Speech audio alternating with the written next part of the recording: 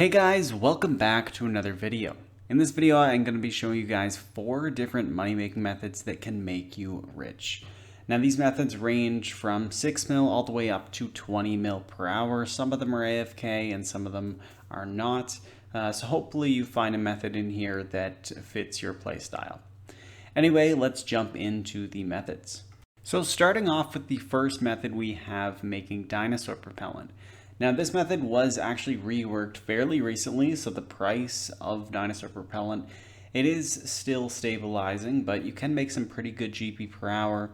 Based on the current actual insta-sell prices on the Grand Exchange, you can make around 10 mil per hour doing this method. Requirements include 95 fire making and the extinction quest. Now to get to the location to start the method, you want to go to the Potterington farm.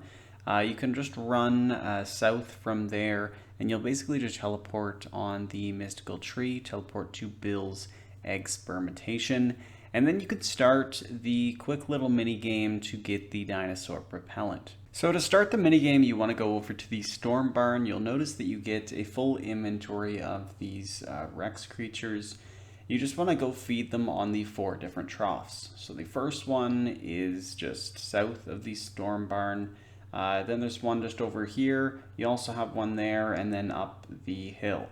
So basically you're going to want to go to each one and feed the Rexes. You'll notice that under the sort of text box when you hover over the Rex, it will say which troughs you have fed them under, and they will change color when you do feed them. So once you have all 4 of them completed, then you'll be able to make the Potterington blend. So you can see when you start the 4th one, we'll end up getting Potterington blend, which you can then use your fire making skill to turn it into the propellant. Now one thing you may have noticed is you could squeeze out the different Rex creatures before you get to the 4th trough. Now this will get you some Potterington blend, but you won't get as much propellant out of it. It is better to feed them on all 4 troughs first before you end up making the propellant. So that's basically it. You want to go to each of the troughs. So once you have finished and you have your propellant, go back to the Storm Barn and get some more. You'll notice that the price listed on the Grand Exchange is about 1.5k. The price has dropped a lot since the rework of this method. So right now it's selling for around 600 or 700 GP. So per inventory, you're going to be making around 500k, and you can do it in about 2 to 3 minutes. So you should be able to make right around 10 mil per hour doing this method. The next method is Fletching Ascendri bolts. And so this method, it is a little bit risky just because you are buying items on the Grand Exchange. And so the price does fluctuate a little bit. So I would suggest at least just checking on the Grand Exchange to see how profitable it is before you do the method. But some other requirements including 80 fletching. Brooch of the Gods is basically essential to make some profit from this method. Tier 2 Ranger's Workroom is helpful. It gives you a chance to make extra bolts. And if you do have 99 fletching, make sure you're wearing the fletching cape because it also has a chance to make extra bolts. Now you are going to want to be doing this method in the Ranger's Workroom, and definitely you'll want to be using a portable Fletcher.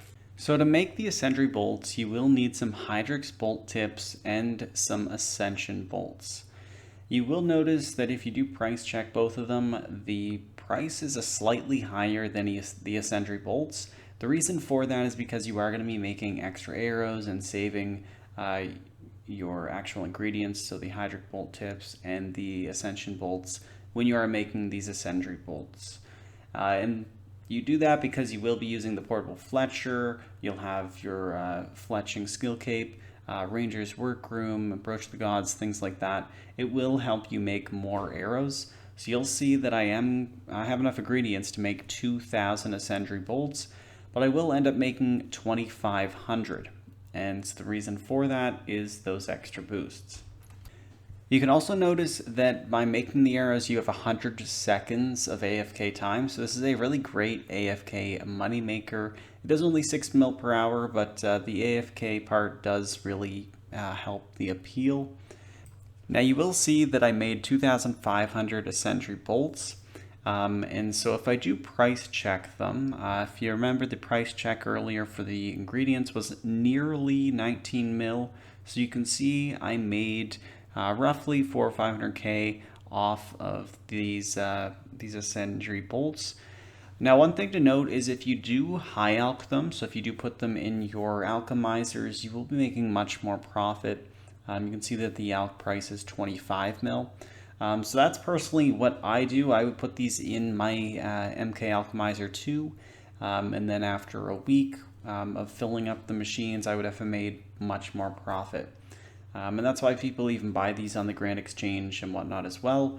So it is a pretty good money maker. It's a bit AFK, and then you can just toss them in your Alchemizer for some profit over time. This next method is one of my favorites. It's killing lava strykewyrms, and so it does require level 94 Slayer. Also the Wilderness Sword 4 or the Wilderness Elite tasks are highly recommended. It will allow you so the lava strykewyrms actually drop noted searing ashes. So this is just a nice quality of life feature. You can stay here a lot longer. You don't need to use magic notepaper. But otherwise, if you don't have it, it is okay. Magic notepaper is just fine. Also, you want to make sure that you have opted out of PvP. You can do that with Vala. Now, the method, it is located in the wilderness. Before, it used to be a pain because PvP had to be enabled, but now it doesn't. So the prices of ashes, they have dropped a bit, but they're still quite high at around 60k per searing ashes.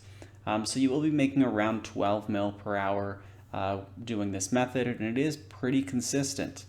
Just because the lava strykewyrms, they do have a few unique drops in the worm heart and scalp, but most of your money is going to be made on those searing ashes.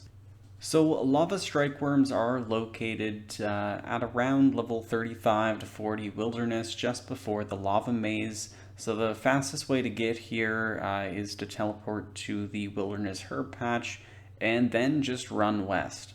Otherwise, you could teleport to the wilderness lodestone, just go to the west of the wilderness crater and run north from there. You will see these little mounds that are moving around, and so those are the lava strykewyrms. You will want to make sure you're only attacking the dark mounds. Those are the lava strykewyrms, whereas the white mounds are ice strykewyrms, and they don't drop searing ashes. They do have some pretty good drops, but it isn't as good GB per hour as the lava strykewyrms. Now you will see that they do have one special mechanic where they can sometimes go underground and they will bring you in, so you're standing over top of the lava strykewyrm. You just want to make sure you move out of the way before they come up, or else you'll take quite a bit of damage.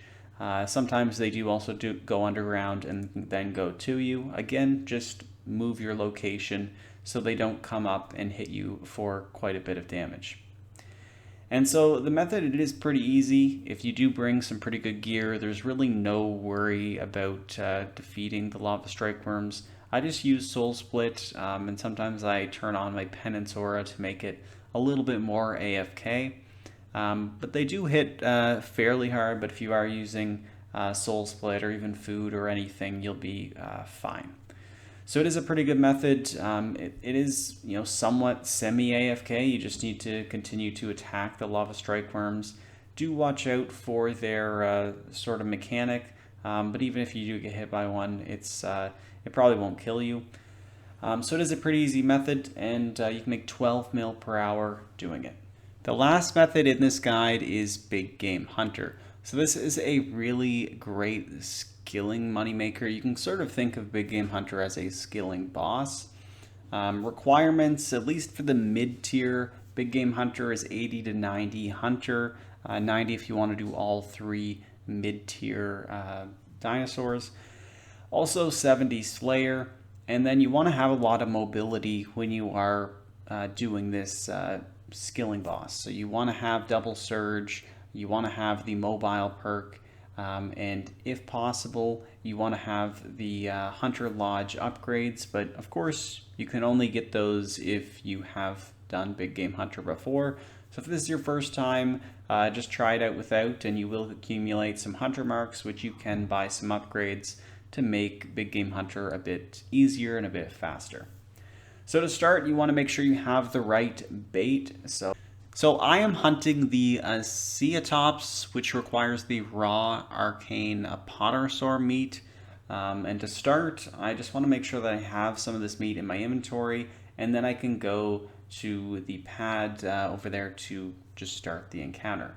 You will notice that the dinosaur is walking around the arena, and there's this giant circle. Basically, the dinosaur is trying to detect you. If you are inside that circle for long enough, you will get detected and you will fail.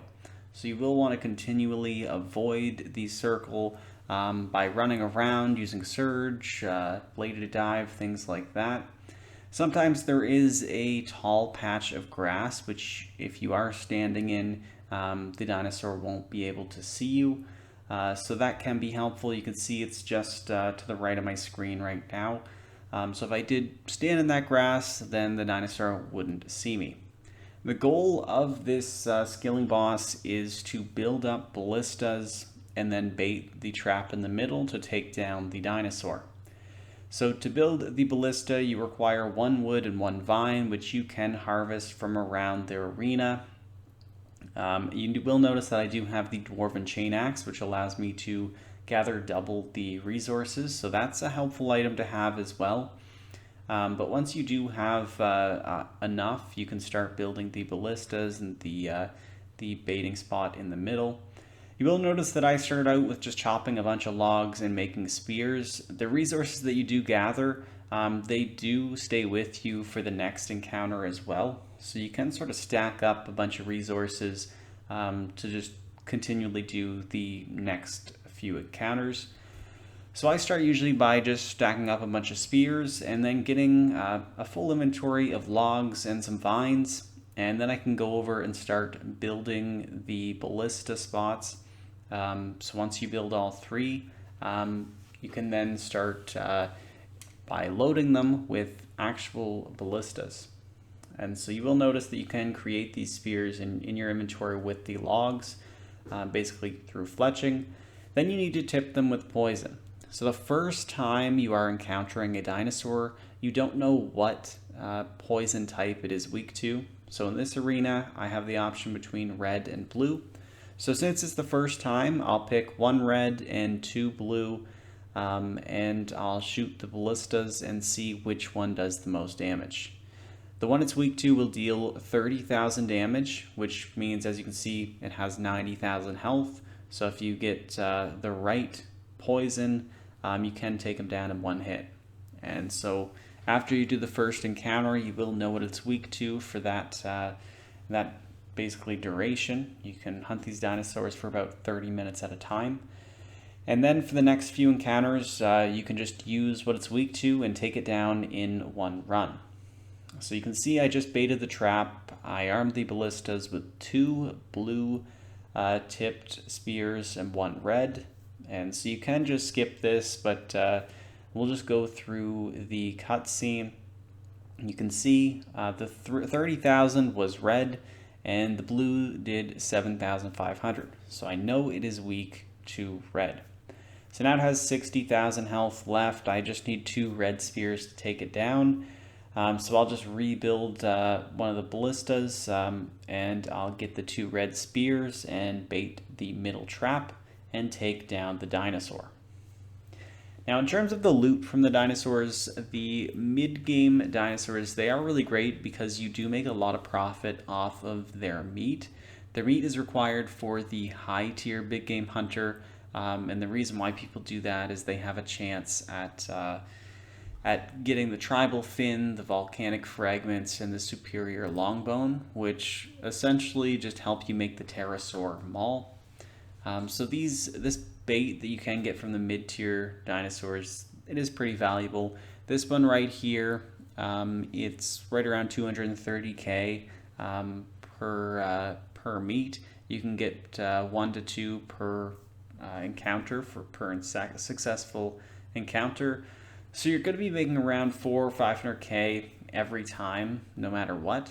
And so once you get pretty good at Big Game Hunter, you'll be able to do nearly 20 encounters per hour. So that's about 10 mil per hour just based off of the common loot.